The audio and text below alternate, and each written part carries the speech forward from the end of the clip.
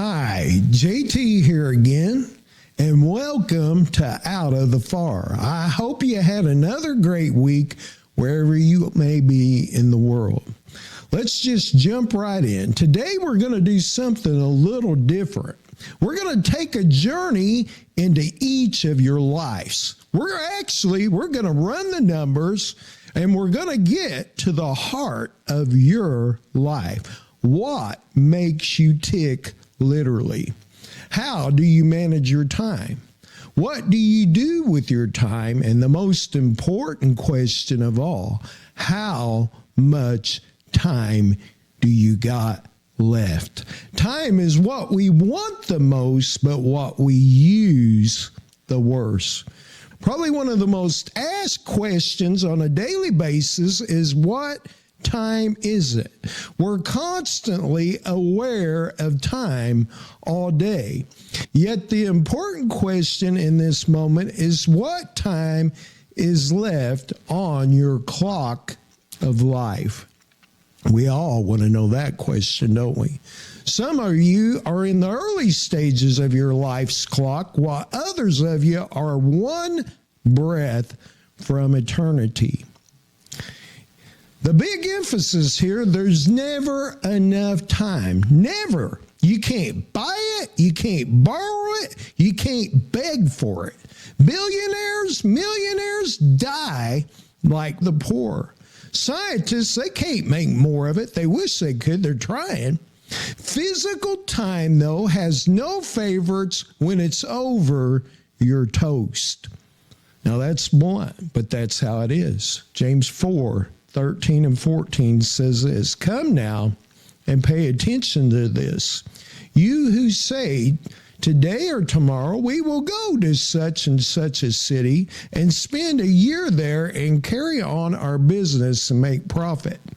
Yet you do not know the least about what may happen in your life tomorrow. What is secure in your life? You are merely a vapor, like a puff of smoke or a whiff of steam from a cooking pot that is visible for a little while and then vanishes into the air." Ever step out into the cold and see your breath on a cold wintry day and watch it just vanish right before your eyes? That is what James is saying life is like. It's like a vapor that just vanishes that fast. The NIV says this in Ecclesiastes 3. "There is a season for everything and a season for every activity under the heavens. A time to be born and a time to die. A time to plant and a time to uproot. A time to kill, a time to heal. A time to tear down, a time to build.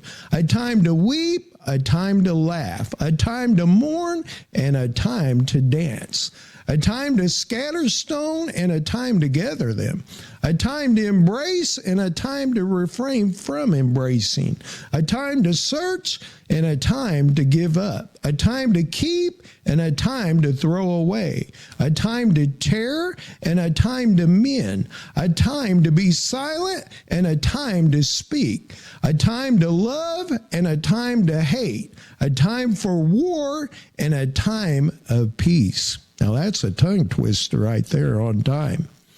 Ecclesiastes 2:10 and 11 says this, "Anything my eyes desired, I did not deny myself. I refused my heart no pleasure." This is Solomon talking.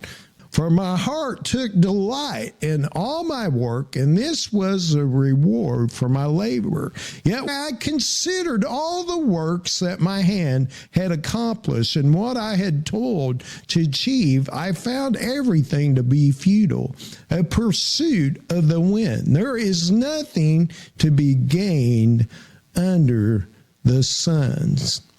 Ecclesiastes 3, it's saying there's a time for everything, but Solomon's point is deeper. It's fleeting. Under the sun, we chase, we toil, we laugh, we cry, but the sand keeps slipping through, guess what? The hourglass. It keeps going. James there said life is a vapor. Poof, it's gone like smoke. And once it's gone, eternity awaits.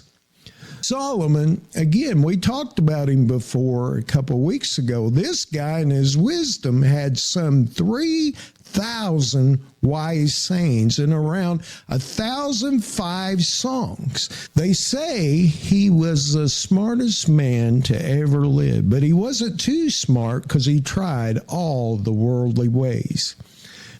But he brings up in his great wisdom time, one of the most sought after questions every day. The different aspects of time in life. We're a society based on time. Even back then, they were based on time. He realized that his time was fleeing away. It was going down the drain fast. And today we're going to dive into your time clock.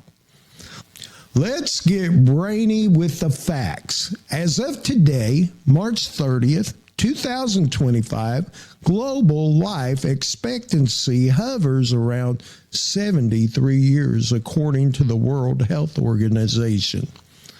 Wide world numbers, men, now this really shocked me when I heard worldwide, men average about 69.6 years of life.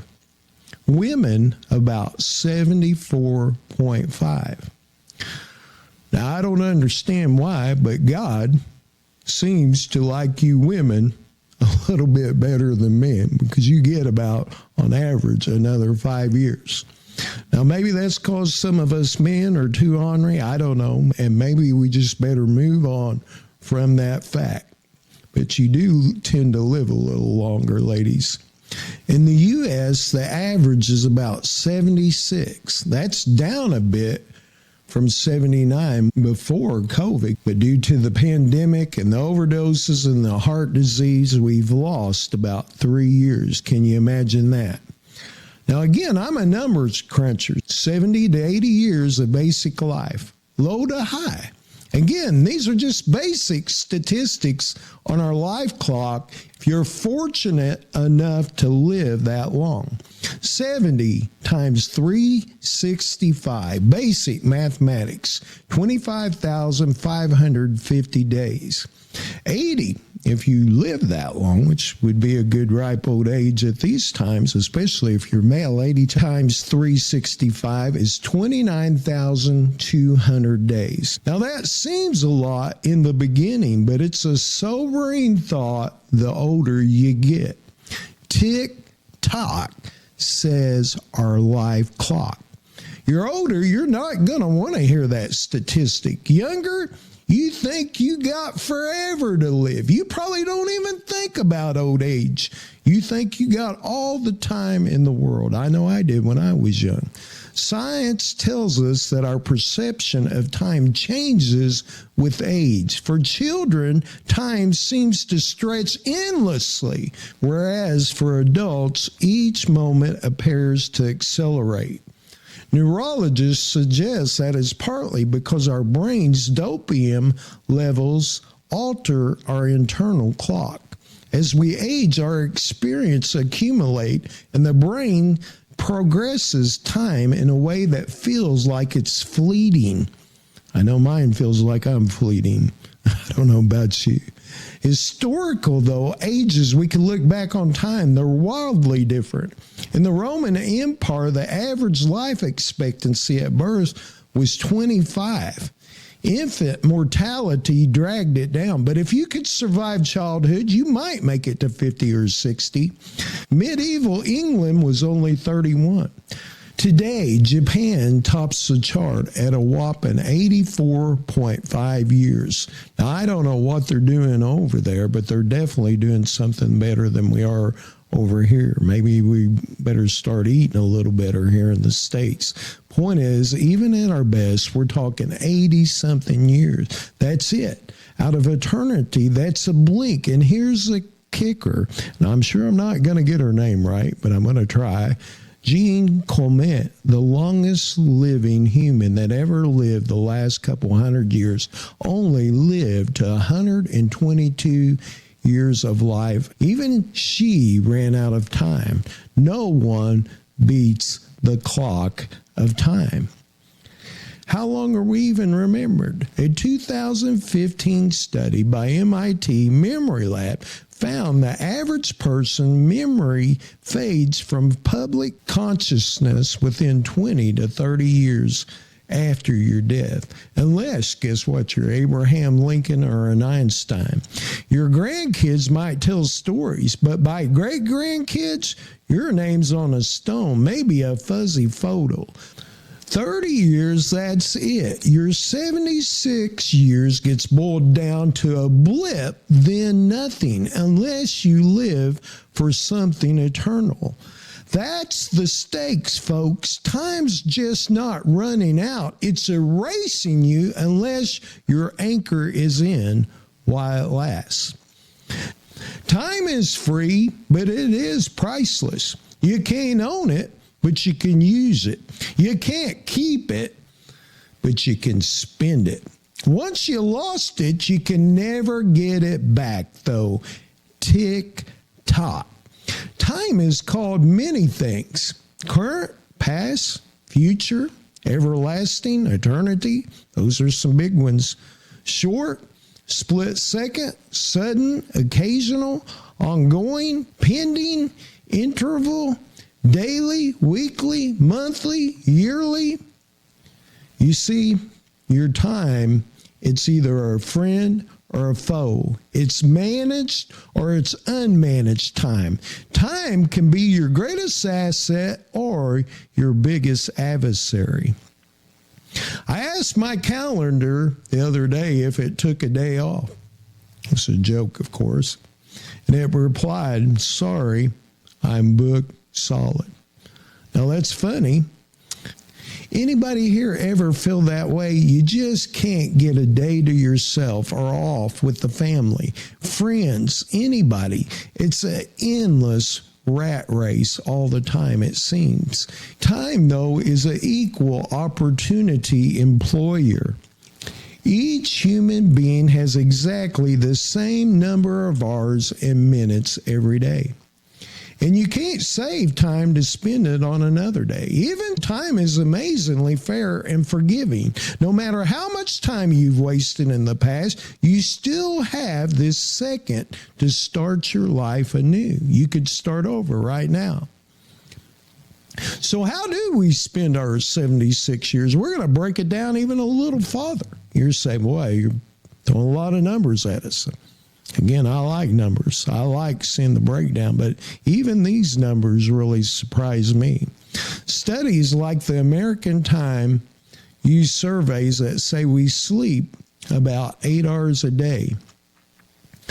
That's about 33% of our time over a 76-year period. That's 26 years in bed. 26 years of dreaming about what? Winning the lottery. They say the early bird catches the worm, but if that worm was too busy sleeping in, every early bird wouldn't matter, would it? I know people that could probably double this statistic staying in bed, and probably double. Instead of 33, be 66%. They basically sleep their time or their life away. You got to keep moving, really, if you want to live. I can tell you that's a fact. Work, about another 33% if you're employed full time. From 20 to 65, 40 hours a week with 2 weeks off a year, that's about 90,360 hours, or about 13 years total that you're spending at a job. 13 years of punching the clock, staring at spreadsheets, or pretending to laugh at the boss's jokes. That's not really funny, and don't say you don't do it, because you do. That's not really counting either the traveling to and from work. That's usually another 1 to 2 hours a day. So the average person spends, let's say 1.5 hours commuting per day. Over a year, that totals roughly 547 hours over 22 days. When multiplied over a lifetime, these small increments seem so insignificant, but they actually add up to our existence. Eating about 67 minutes a day, says one U.S. study. That's about 4.5 years munching burgers and slurping coffee. So you better get you a good burger because you might not have too long to get another one. Social media. Studies show that up to 20% of our waking hours are lost to digital distractions. Now that is pretty sad. 3 years it takes out of our life, 2.5 hours a day, scrolling X or Facebook or Instagram, liking cats, dog, horses, or your friends' pictures or videos. Imagine a person who misplaces a minute every time they check their phone.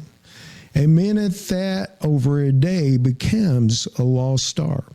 At the end of the week, they find that a whole day of life has vanished. This parable reminds us that small, seemingly insignificant moments can add up to an entirety of our lives. Time today is actually a battlefield. I want you to know that. Against Satan. You see, he's still in your life with these distractions, these things. John 10:10, we've read it before, said Satan comes to steal, kill, and destroy. You don't think he wants to steal your time and take time away from the things that really matter? He does. We do get some leisure time sometimes, like TV, 3.2 hours a day, or 48 days annually, or exercise, and add all that up, that's another 5 to 7 years if you're fortunate. Add it up after sleep, work, and necessities, you're left with what? Maybe 17, maybe 18 years to actually live?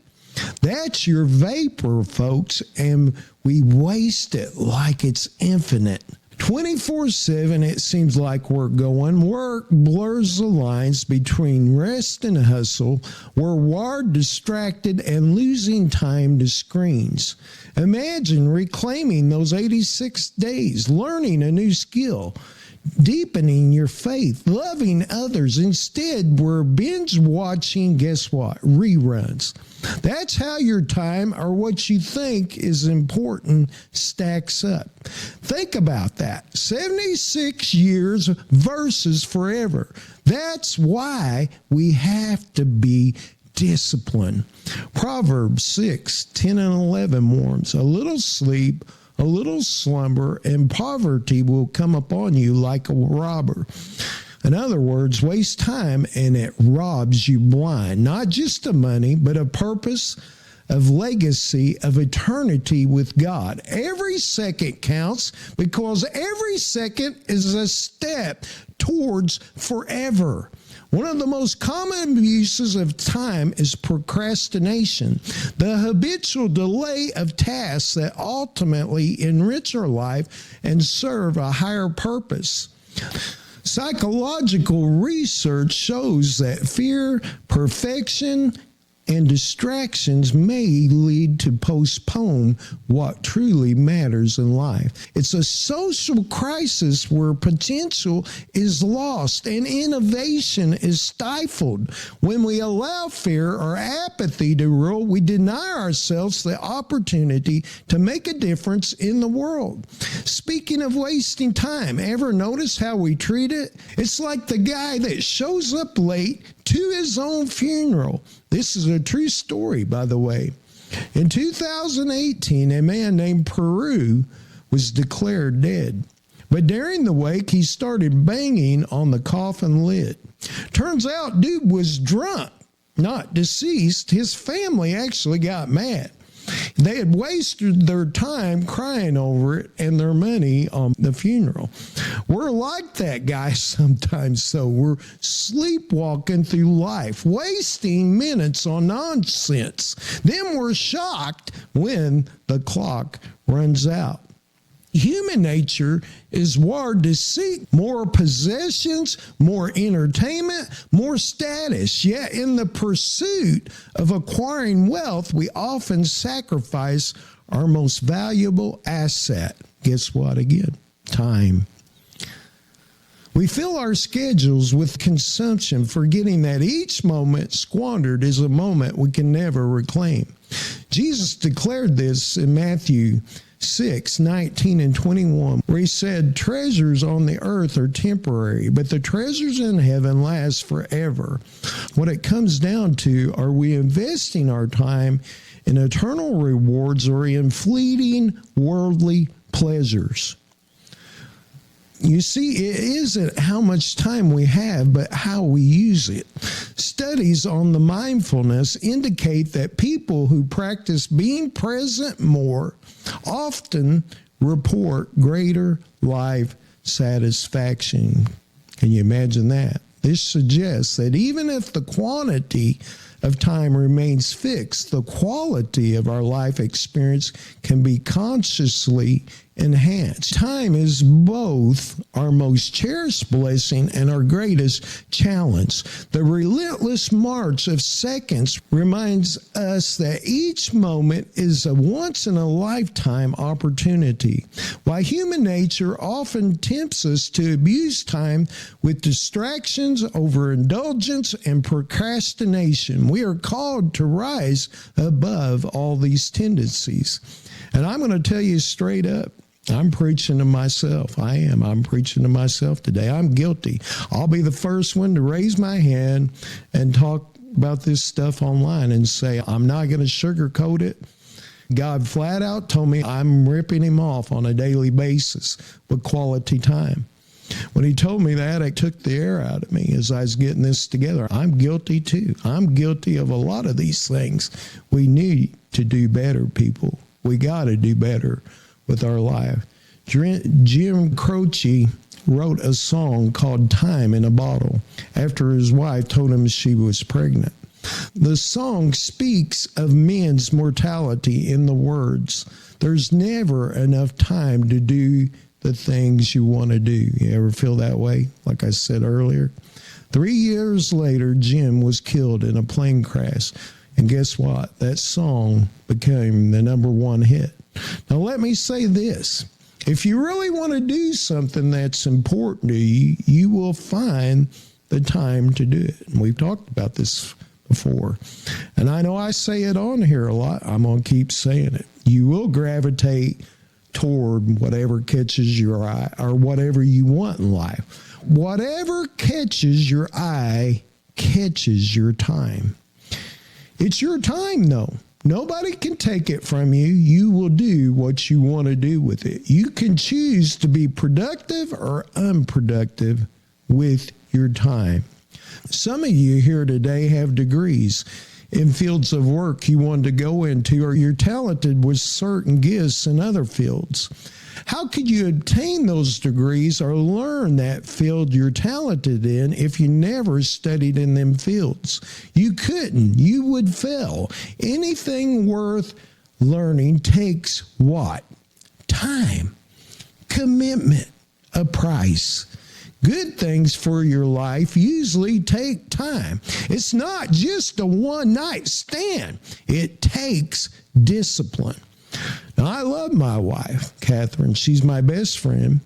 But if I neglect her, I never take time, never talk to her, be intimate with her, how far would our relationship last? It wouldn't. It has to be cultivated. It's got to be nourished. It's the same way with God. He longs for you, but if you neglect him, we've studied this a couple of weeks ago and read about it. What you say about Jesus, he says to the Father and to the angelic about you.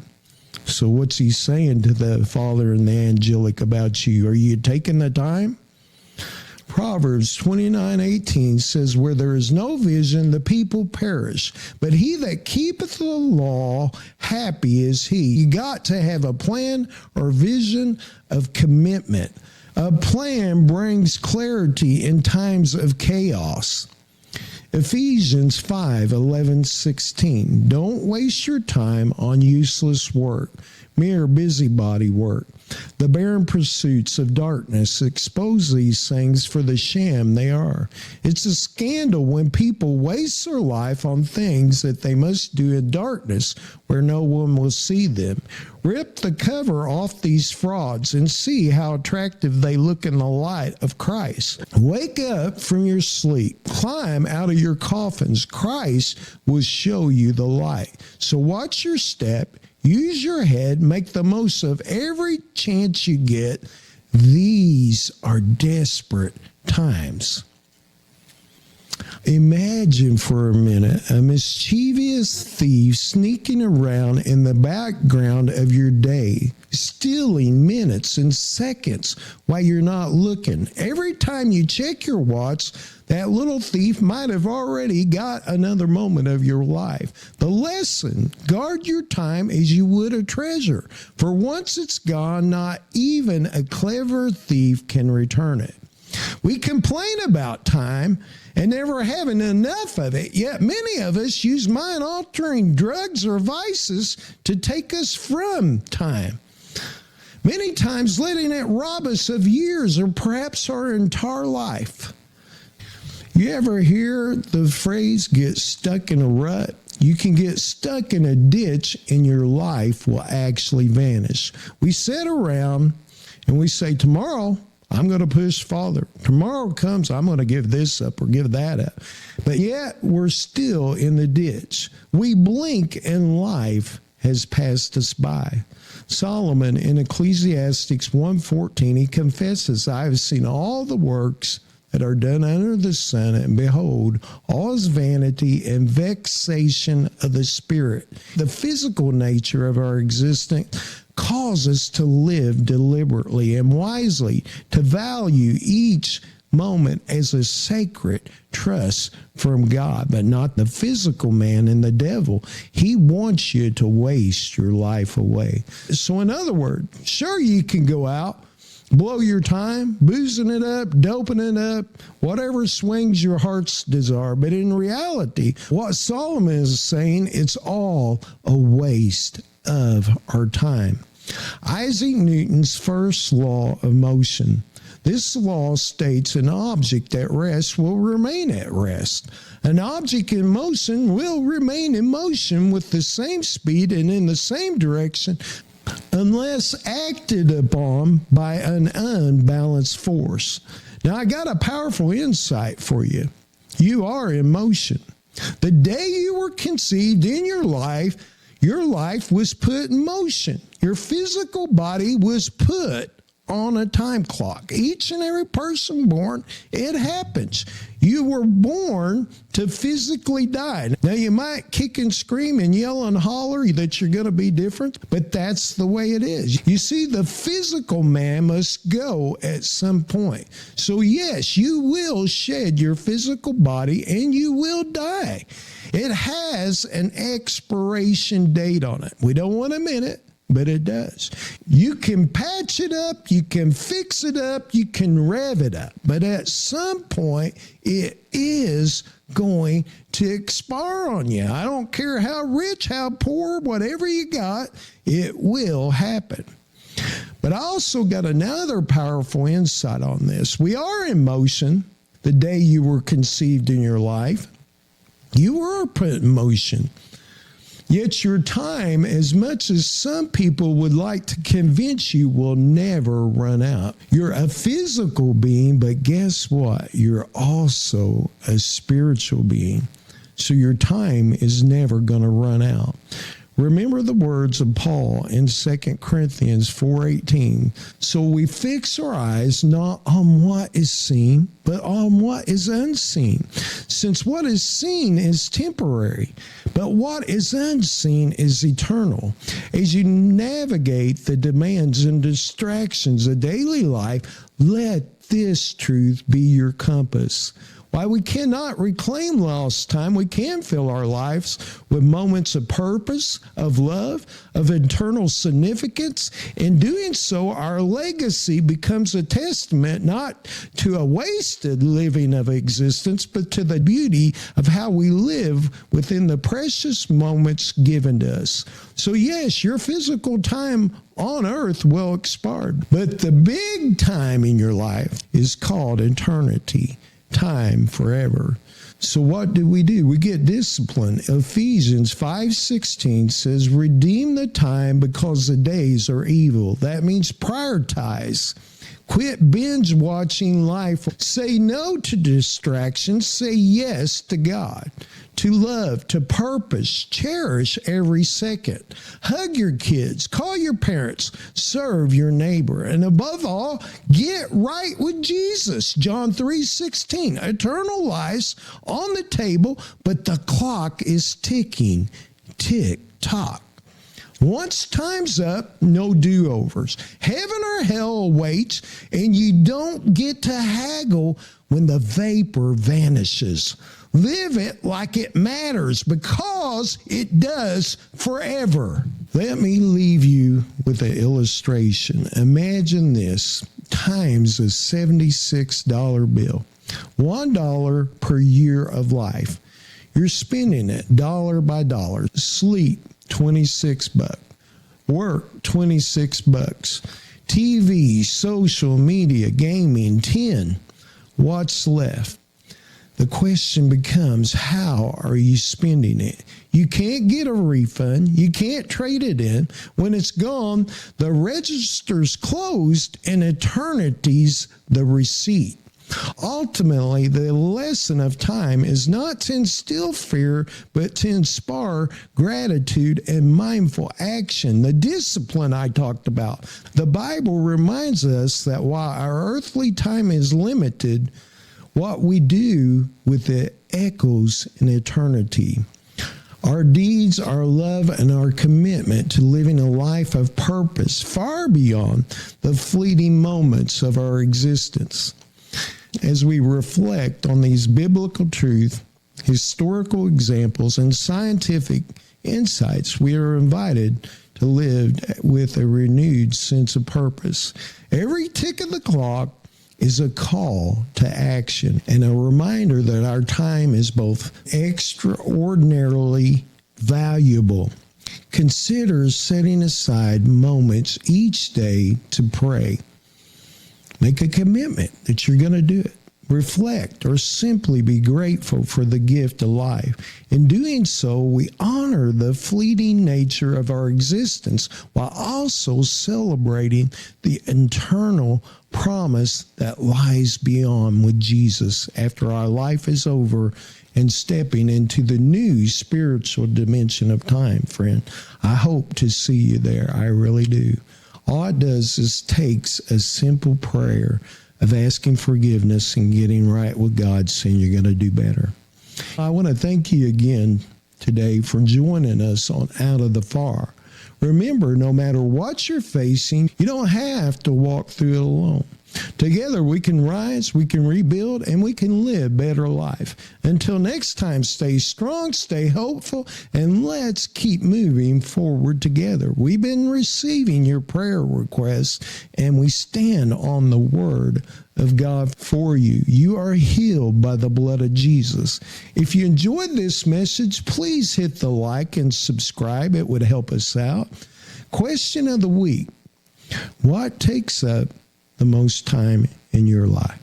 We'd love to hear your opinion in the comment section below. Until next time, have a blessed week. We love you. Goodbye.